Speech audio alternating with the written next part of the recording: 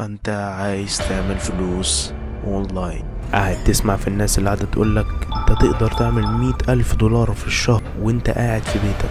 Anyone can make $100,000. First $100,000 in the year we live in. I started an online business that ended up doing over $1 million. وطبعا مفيش الكلام ده خالص. فاحنا النهاردة هنعرف حقيقة الكلام ده كله مع بعض.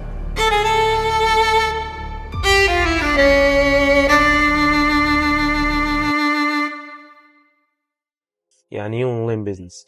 الاونلاين بيزنس هو شكل من اشكال البيزنس العادي جدا، بس بيتعمل اونلاين. يعني اي بيزنس تقريبا بتفكر انك عايز تعمله في الواقع تقدر تعمله اونلاين، سواء عايز تعمل براند، عايز تفتح محل، عايز تعمل اي حاجة فعلا، سواء عايز تبيع خدمات او منتجات او حتى تستثمر، كل ده هتقدر تعمله اونلاين. فدي كانت البيزكس بس في الاول عشان نوضح اي حاجة احنا هنتكلم فيها بعد كده. توضيح بقى بسيط، كل الحاجات اللي انا هتكلم عليها النهارده ديت انا جربتها بنفسي، فانا جاي انقل لك تجربتي اللي انا مريت بيها واللي انا من خلالها قدرت اديلك الحاجه اللي انت هتسمعها دلوقتي.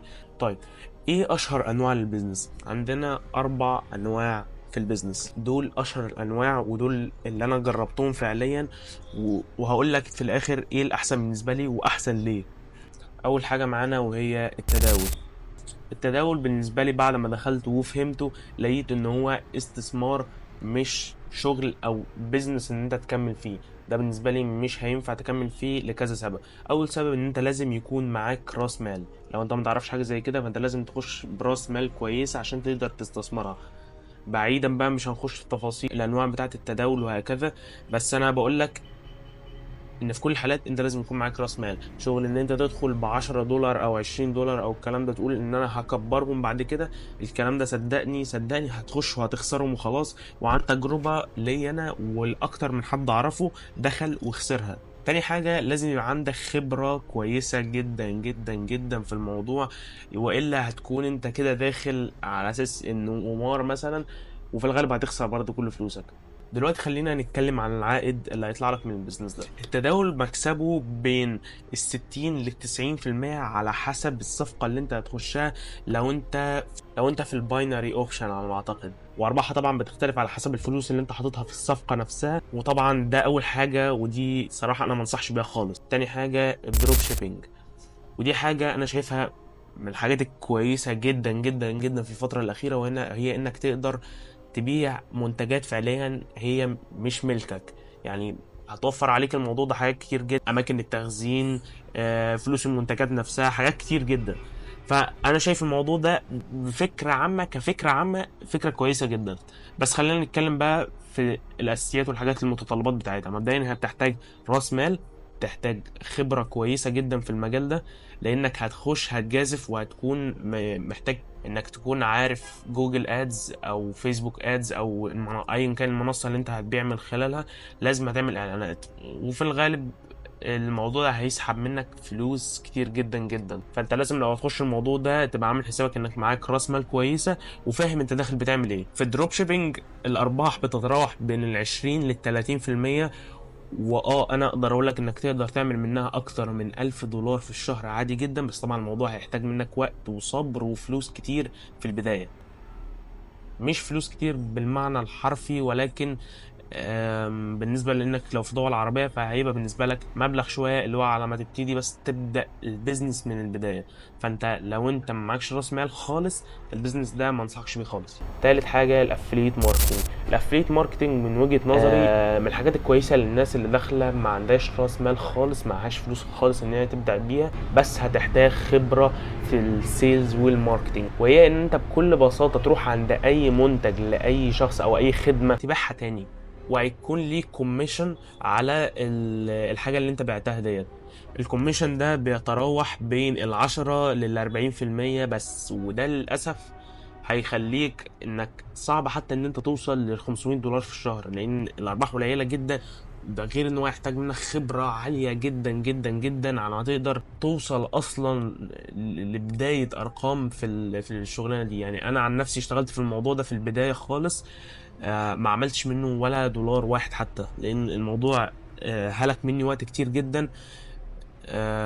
ولقيت ان في حاجات تانية كتير الواحد يقدر يعملها من غير ما هو يعذب نفسه بالطريقة ديت في موضوع زي ده. رابع حاجة، ودي الحاجة اللي انا اخترتها انا شخصيا، وهي الدروب سيرفيس.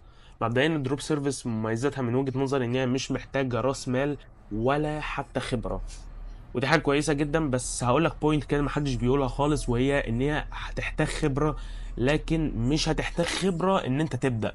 يعني ان انت هتبدا وتبدا تكسب فلوس بعيدا عن الارقام دي هتكون كام، فالموضوع ده هيكون بسيط. انت كده كده هتكسب ان شاء الله، بس الارقام ديت هتكون صغيره في البدايه. وانصحك ان انت لو هتبتدي تشتغل، ابتدي تشتغل مع ناس صغيرين في المجال ده في البدايه، عشان تقدر تكسب خبرة، ولما تبتدي تخش مع العملاء الكبار ما تبوظش الدنيا معاهم. العوائد بتاعتها من متوسط لعالي، وزي ما قلت لك بكل بساطة الموضوع ده انت مش محتاج ان انت يكون عندك راس مال ولا خبرة، لان فعليا انت لا بتقدم الخدمة ولا حتى محتاج ان انت يكون معاك الادوات، ولا حتى ان انت يكون معاك لابتوب مثلا عشان تبيع الخدمة. انت ممكن تعمل الموضوع حرفيا من موبايلك بس، لان مش انت اللي هتقدم الخدمة. يعني لو انا هكلمك مثلا عن نفسي، انا في مجال الفيديو اديتنج، مش انا اللي بعمل المونتاج، وانما في شخص تاني بيعمل المونتاج عندي، والشخص ده بيخلصها وبعدين باخد الشغل ده وابعته للعميل. وممكن تعمل الموضوع ده برضه في البداية لوحدك، وبعدين تبتدي لما الموضوع يكبر منك تبتدي تاخد ناس تانية معاك. فعوائد الموضوع ده بيكون من 50 ل 90% على حسب الخدمة اللي انت بتبيعها، طبعا هيكون اسعارها قد ايه. بس في المتوسط لو انت شغال في خدمة كويسة ممكن عادي جدا، بس طبعا الكلام ده بعد خبرة زي ما قلت لك، وبعد شهور ممكن سنين من التجربة في الموضوع ده، هتبتدي تدخل. ممكن تقدر تعدي عادي جدا في الشهر $1000 وال2000. بس طبعا بفكرك تاني، الكلام ده بعد ما تكون كسبت خبرة وتقدر تبيع الخدمات بتاعتك للعميل اللي بيدفع فيها فعلا. طبعا الموضوع ده انا حاولت ابسطه على قد ما اقدر، بس الموضوع فعلا بياخد وقت اكتر من كده بكتير جدا. لو احنا جينا نتكلم على حته ان انت ازاي توصل للعميل، ازاي توصل للعميل، في اماكن كتير جدا تقدر توصل منها للعميل، زي الفيسبوك جروبس او الانستجرام او مواقع العمل الحر. في حاجات زي لينكد ان تقدر برضه تدخل عليها لو انت في مجال ماركتنج، هتلاقي ناس كتير جدا وشركات كتير جدا على لينكد ان. فطبعا الموضوع ده انا شايف ان هو ممكن يتعمل له فيديو لوحده. لو انتم محتاجين حاجه زي كده تقدر تكتب لي في الكومنتس. طبعا الحاجات دي في الاول وفي الاخر من وجهه نظري انا، لكن انا شايف ان معظمنا بيبتدي من غير راس مال وبيبتدي من غير خبره، وخصوصا لو انت بتدرس او كده هتكون برضو محتاج ان انت تشتغل شغلانه زي ديت ما بتاخدش منك وقت كتير في خلال اليوم. يعني ممكن ساعتين او 3 ساعات في اليوم، بس خلال اليوم، وتقدر تكون شغال عادي جدا. ما تعرفش انت الفيديو ده خد وقت قد ايه. المهم، دي شوية نصايح لو انت خلاص قررت ان انت هتدخل تكمل في مجال الدروب سيرفيس. وفي الغالب انا اعمل الموضوع ده كل مرة في اخر الفيديو، ان انا احط شوية تيبس للناس بس المهتمة واللي عايزة فعلا ان هي تستفاد. آه فخليك بقى متابع ودايما ركز على اخر الحتة دي، لان انا هحاول دايما احط فيها الخلاصة والحاجة المفيدة فعلا اللي انت هتطلع منها من الفيديو.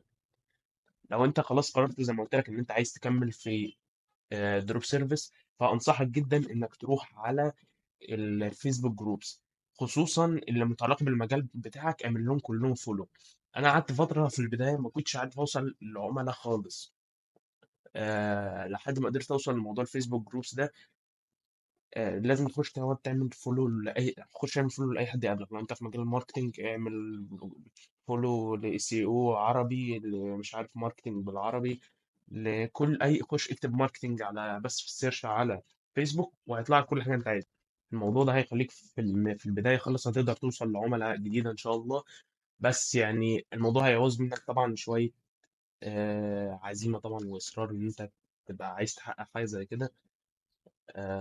لكن اوضح لك وارشح لك جدا ان هو هيكون اسهل من اي طريق تاني هتاخده. فدي حاجه بس زي ما تقول ايه دافعه كده، وحاجه كده تساعدك في البدايه. يعني انا نفسي محدش قال لي الموضوع ده في البدايه، ولا حد اتكلم عليه خالص. لكن انا مع التجربه قدرت اوصل له يعني الحمد لله. فدي حاجه قلت اساعدك بيها، زي ما للاسف ما لقيتش حد يساعدني في الموضوع ده في الاول. وبس. لو عندك اي سؤال ما تنساش تكتبه لي في كومنت، وهحاول ارد عليك في اسرع وقت.